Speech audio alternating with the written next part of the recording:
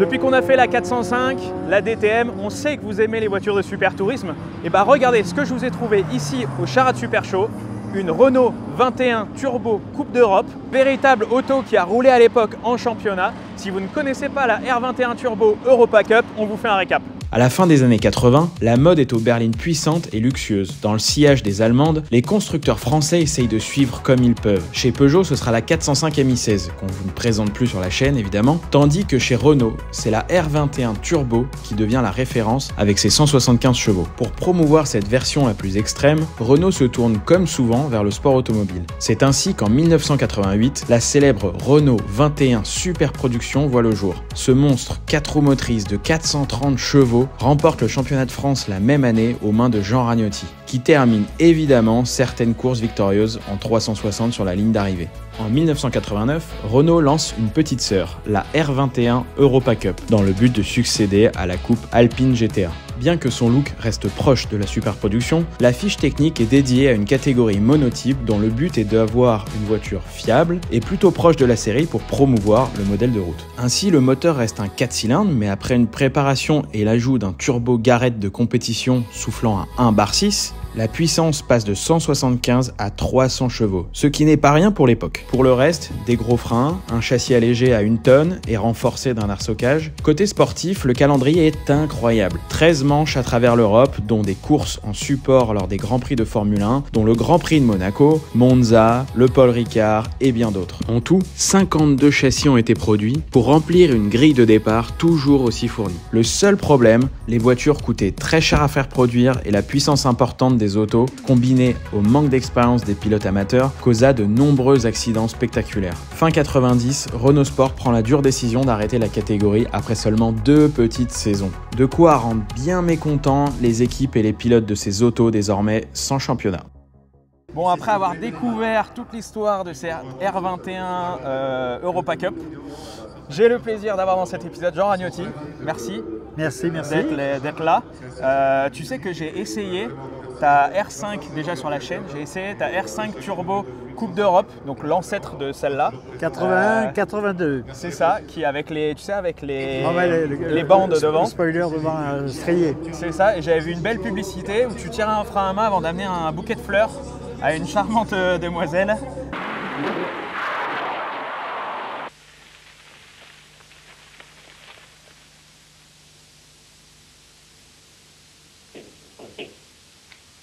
Un petit montage, c'était un petit show quoi. C'est ça. Si on revient donc à cette voiture, alors toi tout le monde sait que tu as roulé sur la super production qui était 4 roues motrices, mais celle-là c'était un peu celle qui était pour les gentleman drivers. Voilà, c'est une voiture, j'ai fait pas mal d'essais avec, de mise au point.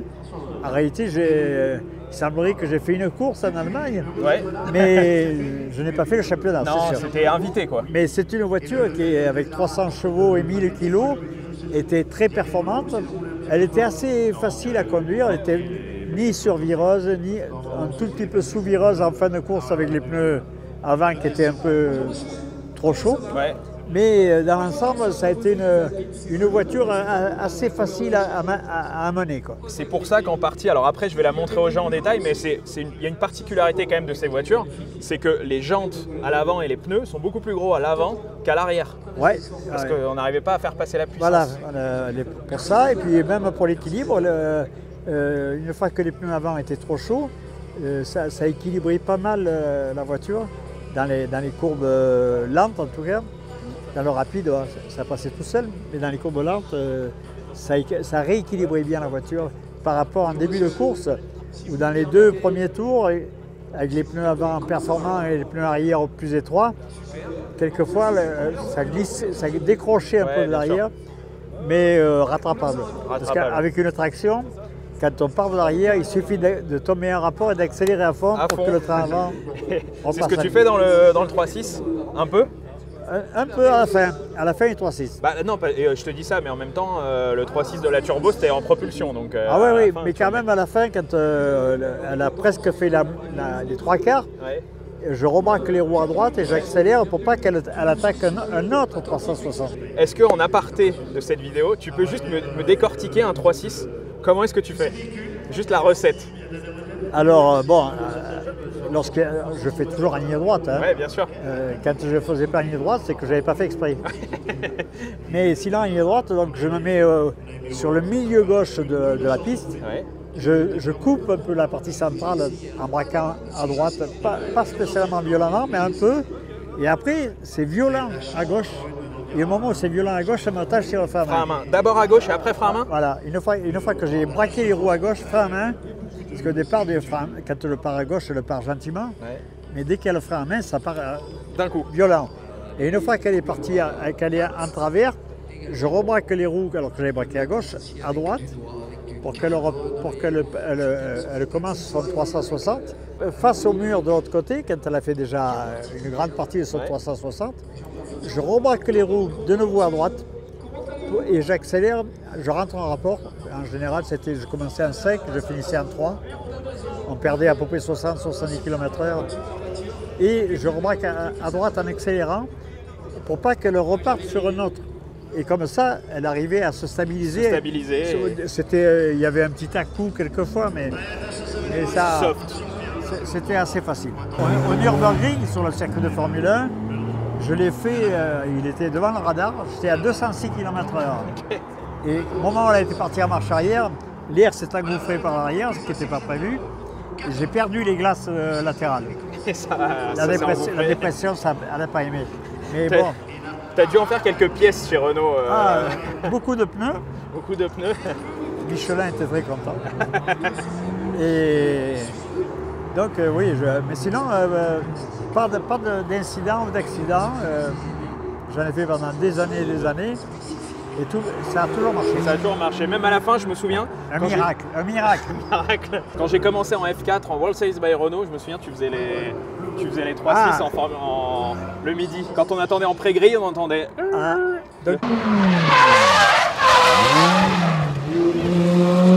Tu as assisté un peu. Un petit peu, voilà. Ouais. Et pour finir, dernière question. Donc toi, tu as roulé donc, après dans ces super productions avec 4 roues motrices. Donc c'était une voiture quand même assez différente.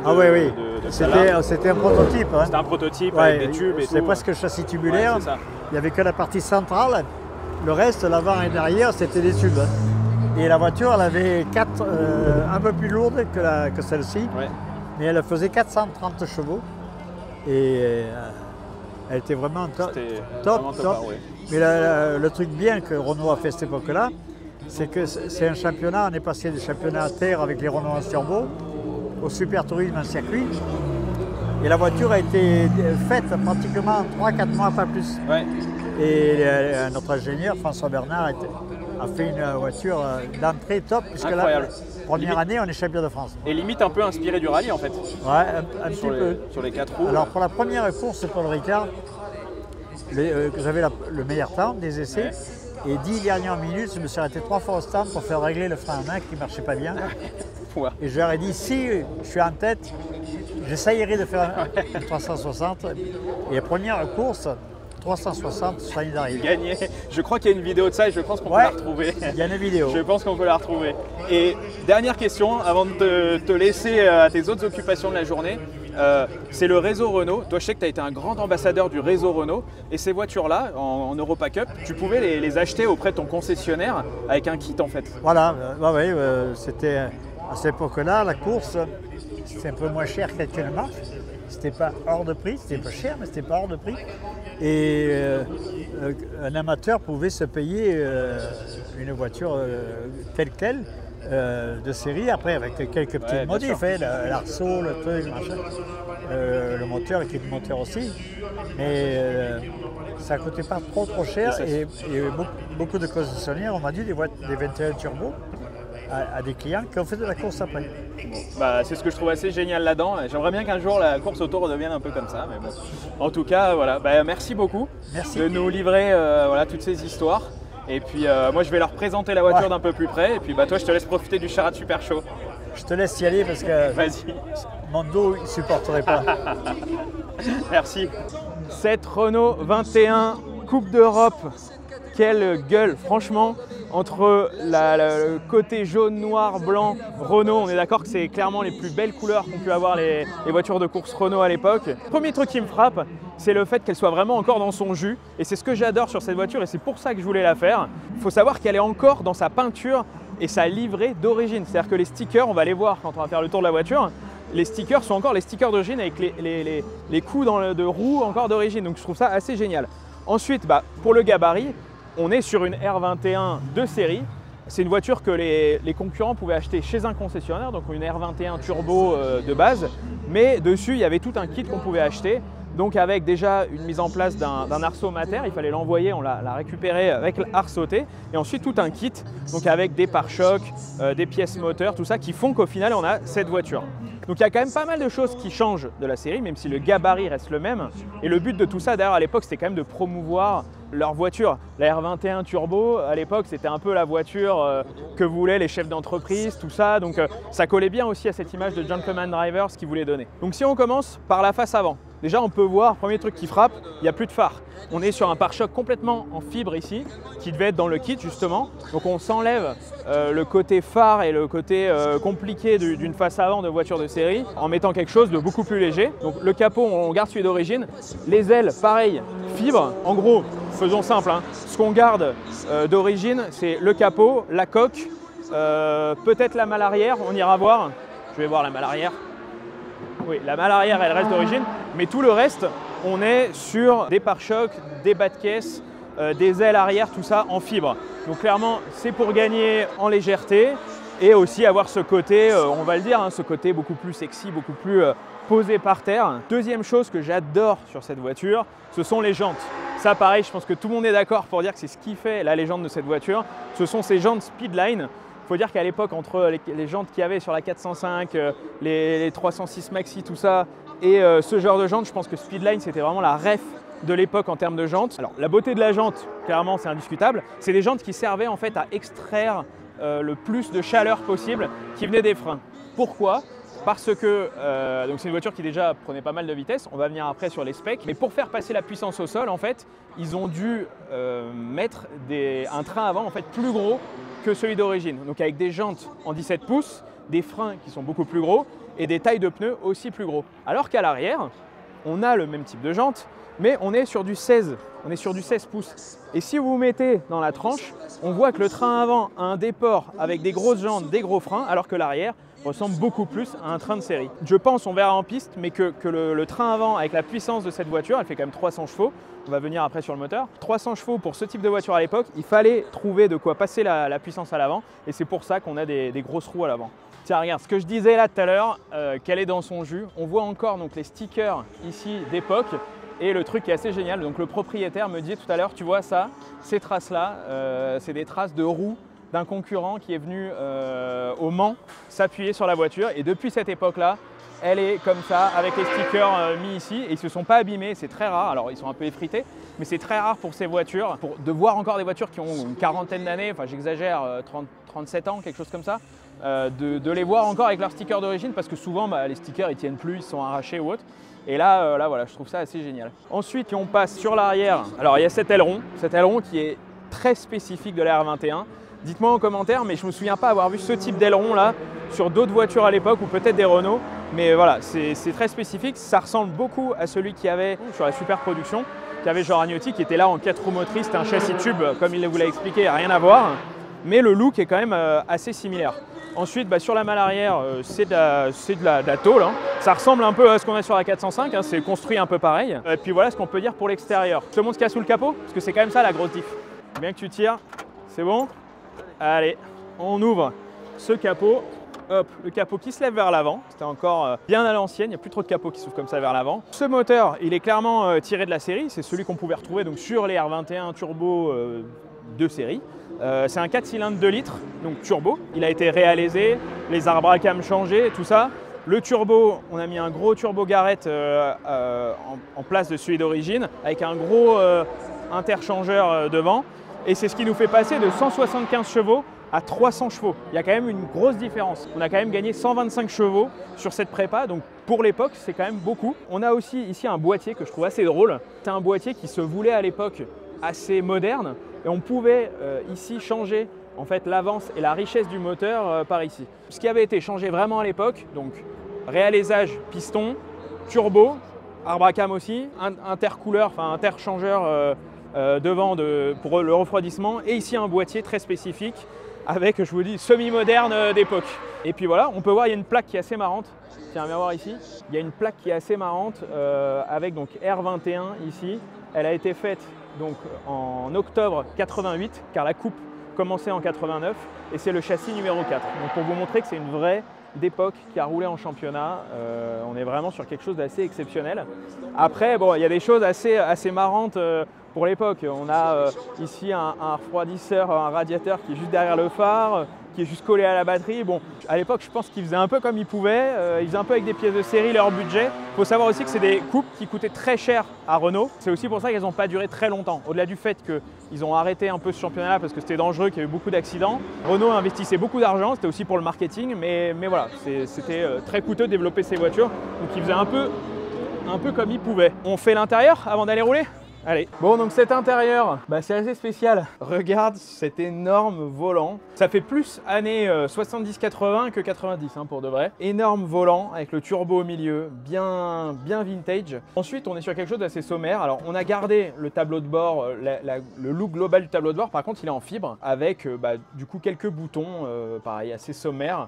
On a ici des boutons plutôt de série, ici un bouton pour des pompes derrière. Le bouton d'essuie-glace assez typique de l'époque. Après, on a deux manos principaux, un pour les tours et un deuxième pour la pression de turbo. Donc ça, j'imagine que celui-là, tout à l'heure, il va jouer de l'aiguille. Ensuite, on a des alarmes. Ici, ça on dirait carrément un clignotant. C'est peut-être un clignotant d'ailleurs. Ensuite, un petit mano avec les barres pression, tempée, bon ça assez classique. Et alors, une molette ici, qui est en fait la pression de turbo tout simplement, qu'on pouvait régler ici en roulant. Donc je ne sais pas si je vais y toucher parce qu'on m'a dit que c'était bien réglé et que je pense que c'est des moteurs pour l'époque voilà, qui sont assez vieux et donc assez capricieux, donc je ne vais pas y toucher. Mais on peut venir ici toucher à la pression de turbo. Et ensuite, j'adore toujours ces fusibles mis discrètement sur le tableau de bord. Ensuite, pour la boîte de vitesse, écoutez, c'est tout simplement le levier d'origine. Voilà, avec une boîte qui doit certainement être un peu renforcée, mais qui reste quand même proche de l'origine. Voilà. Après, pour le reste, l'arceau, mater, tout ça. Il faut savoir que c'est une voiture, pour ceux qui connaissent l'histoire de Renault, qui a été montée par Patrick Leget. Alors pour ceux qui connaissent un peu, c'est celui qui avait LSM au Mans, à côté du Mans, à Télocher, qui a disparu il n'y a pas longtemps. Et tout à l'heure, en off, le propriétaire de la voiture en parlait avec Jean Ragnotti. Et c'est vrai qu'il se rappelait de quelqu'un qui a monté beaucoup de voitures, qui a roulé au Mans avec des Alpines. Donc voilà. Pour ceux qui s'en rappellent, vous pouvez le dire en commentaire, mais c'est lui qui a monté cette voiture à l'époque. Voilà tout ce qu'on pouvait vous dire. C'est une belle auto, j'adore le look, je la trouve trop belle et je trouve qu'elle donne envie d'aller rouler. Je sais pas ce que t'en dis. On y va? Allez. Bon allez, c'est le moment d'aller essayer cette belle auto qui fait rêver pas mal de monde, dont moi. Et je suis super content de l'essayer ici à Charade. En plus avec les quelques petites anecdotes et conseils de Jean Ragnotti, c'est quand même génial. Donc allez, c'est parti. Allez, c'est parti dans cette R21 Turbo Coupe d'Europe. Le style à l'intérieur est juste incroyable. Regardez-moi ce grand volant.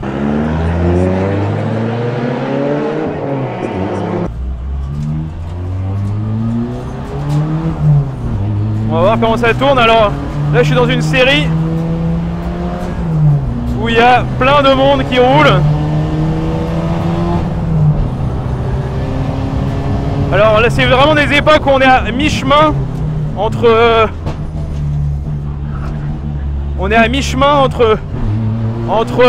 de la voiture de série et de la voiture de course. Mais on va dire qu'il y a les chevaux d'une voiture de course, mais pas forcément le châssis. Donc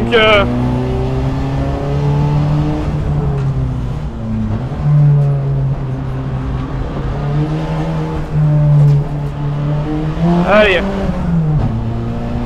On prend la mesure. Là devant on a une R12 Gordini. C'est marrant parce que là au bout de quelques mètres j'arrive à sentir la différence entre les tailles des roues avant et celles de l'arrière.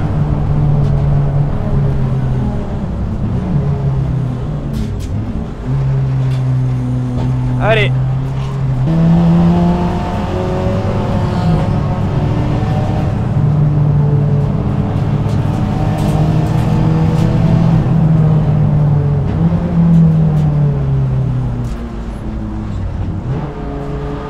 Par contre la taille du volant, je suis vraiment choqué par la taille du volant quoi.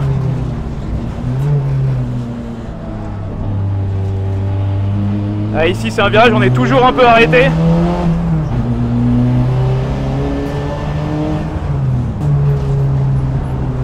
Je fais gaffe quand même parce que je suis encore en phase de découverte là.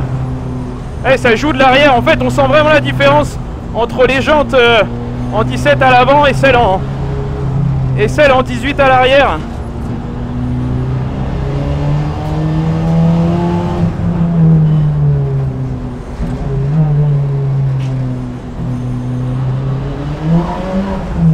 Eh, la puissance, dès que ça se déclenche à l'avant, c'est tout de suite.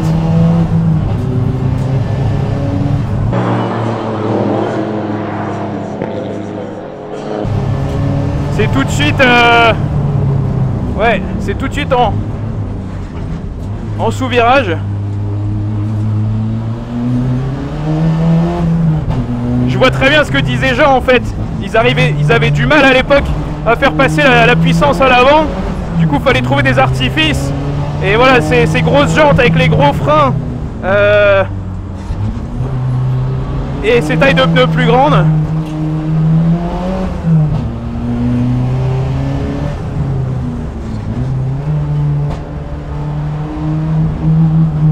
Je vous cache pas que cette vision du circuit de Charade plus l'air 21, c'est juste génial. Là, le turbo là qui monte.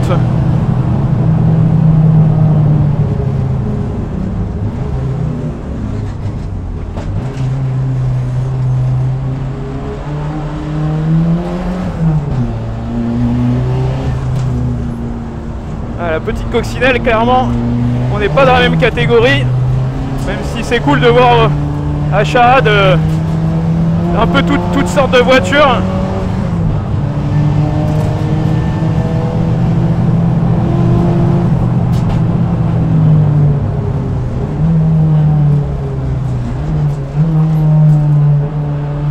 Et ouais, là elle chauffe, elle commence à devenir vraiment efficace.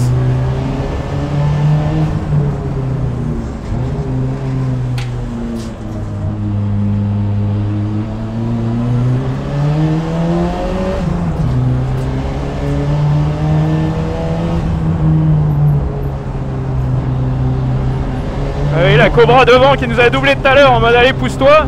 Maintenant elle fait plus trop la maline.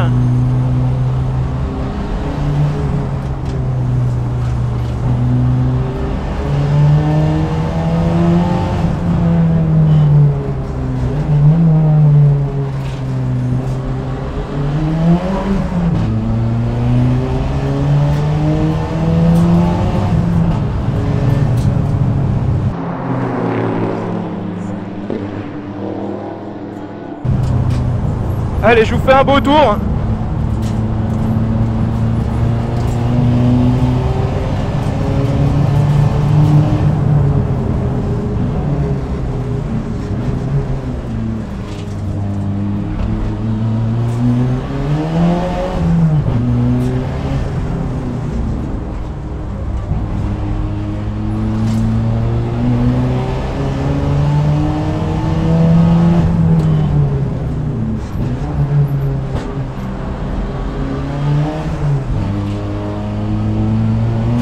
Après on pourrait penser par rapport à pas mal de voitures turbo qu'on voit en ce moment, dans les voitures modernes on va dire, souvent il faut passer les rapports assez tôt. On va dire que là il faut plutôt emmener le couple assez loin, donc on peut pas trop passer les vitesses sur le couple. Il faut quand même assez chercher les tours. Bon, c'est un peu comme ça vient, mais je sais pas si je vous ai raconté des trucs intéressants, mais en tout cas bon, dans mon dernier tour j'ai été un peu coupé parce qu'il y a une voiture au bac comme on voit là, mais en tout cas j'ai quand même pu vraiment rouler fort on va dire, et c'était vraiment un plaisir de rouler cette R21 Turbo Coupe d'Europe. Je pense que les gentlemen qui devaient rouler dans ces voitures là à l'époque, ils devaient se marrer, mais ça devait être quelque chose. Et d'ailleurs c'est ce qui a fait aussi, on vous l'a expliqué au début, mais c'est ce qui a fait aussi que ça a fait des voitures quand même malgré tout assez dangereuses à rouler pour des gens qui débutent, parce que Bah, faut le dire, on a une position qui est assez atypique, même si pour l'époque, voilà, mais j'ai roulé des voitures de cette époque-là. C'est vrai que là, on a un grand volant, ça fait vraiment très voiture de série. Puis de l'autre côté, on a quand même 300 chevaux. Elle prend vite de la vitesse. Vous voyez, elle a enroulé derrière une Cobra d'un pilote qui roule plutôt bien en championnat historique. Bah, vous voyez, ça revenait fort. Donc, alors qu'on a quand même moins de puissance. Donc c'est vrai que voilà, on est sur quelque chose d'assez inattendu. Et je pense qu'à l'époque, ça devait donner des courses assez géniales. Et j'imagine juste rouler avec ce genre de voiture à Monaco ou à Hockenheim, à Spa et tout, ça devait être juste génial. Donc, non, belle découverte. Et puis, si je dois dire un truc aussi, le plateau global. Alors, vous avez peut-être pas tout vu, mais le plateau global sur lequel on roule, il y a vraiment des voitures toutes différentes. C'est aussi le plateau sur lequel je vais rouler avec la 405. Donc, ouais, c'est assez génial que Charade nous offre ça. Et le circuit, franchement, c'est génial. C'est notre Nürburgring français. C'est juste génial. Allez, on la ramène au propriétaire qui nous a hyper gentiment fait confiance déjà et nous a prêté sa voiture. Regardez-moi ce paddock, il y a du monde partout.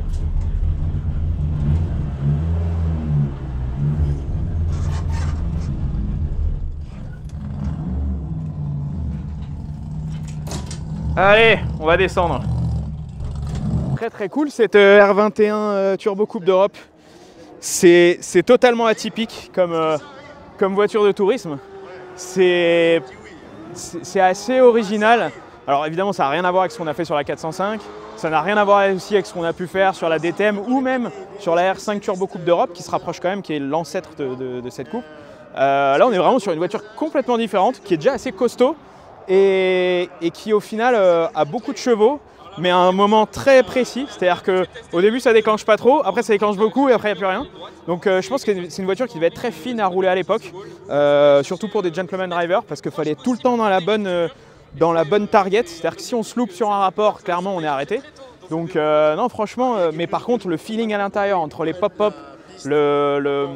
comment dire, les passages de vitesse, le mano de turbo qui monte et tout, j'ai adoré.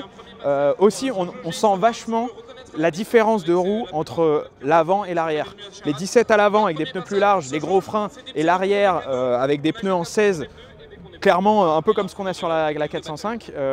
Il y a un déséquilibre qui se crée et on sent que l'avant est fait pour tracter et l'arrière est juste fait pour pas dériver, mais en même temps jouer un peu parce que la voiture est longue.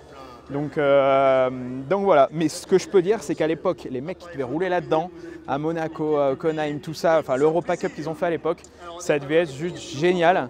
Et ceux qui ont roulé là-dedans à l'époque devaient vraiment s'éclater. Dommage qu'elle n'ait pas duré très longtemps, mais ça devait être une belle coupe et c'est ce qui a donné aussi lieu à voilà, toutes ces évolutions en super tourisme, même si ce n'est pas du tout les mêmes voitures. Mais c'est vraiment la base de ces voitures-là. Le cadre du circuit au Charade Super Show est vraiment top. Un grand merci à ces passionnés qui sont toujours plus nombreux à nous confier des véhicules. Et puis n'hésitez pas à commenter, à liker, à vous abonner. Et puis nous on se retrouve très vite pour de nouvelles aventures. Ciao!